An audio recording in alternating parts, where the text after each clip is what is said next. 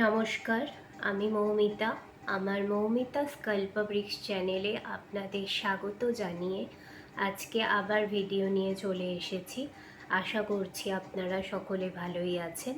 তো আসুন আজকে দশমহাবিদ্যার আরেকটি রূপ মা বগলামুখী সম্পর্কে আলোচনা করি। দেবীর আবির্ভাব সম্পর্কে বলতে গিয়ে জানা যায় যে সত্যযুগে একটি ভয়ানক ঝড়ের সৃষ্টি হয় সমগ্র বিশ্বকে ধ্বংস করার উদ্দেশ্যে।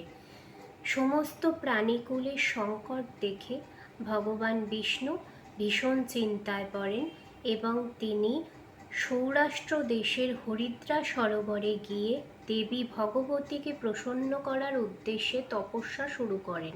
দেবী ভগবতী প্রসন্ন হন এবং বগলামুখী রূপ নিয়ে আবির্ভাব ঘটে এবং তিনি ভয়ঙ্কর রকমের সেই বিধ্বংসকারী ঝড়কেও রোধ করেন। বগলামুখী মহাবিদ্যা বিষ্ণুর তেজের সাথে মিলিত হওয়াতে তিনি বৈষ্ণবী। মঙ্গলবার চতুর্দশীর মধ্যরাত্রে দেবী আবির্ভূতা হন।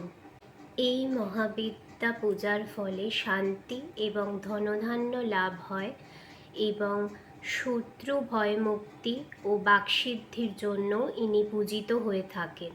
দেবীর পূজায় ব্যবহৃত হয় হরিদ্রামালা, পীত বস্ত্র এবং পীত পুষ্প।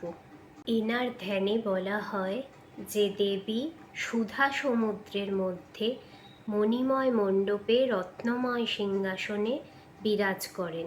দেবী পীত বস্ত্র, পীত আভূষণ এবং হলুদ ফুলের মালা পরিধান করেন। দেবীর এক হাতে থাকে শত্রুর জিহ্বা এবং অন্য হাতে থাকে মণ্ডপ। সবার সুস্থতা কামনা করে আজকের ভিডিওটি এখানেই শেষ করলাম। দেখা হবে পরের ভিডিওতে। আশা করি সবাই ভালো থাকবেন।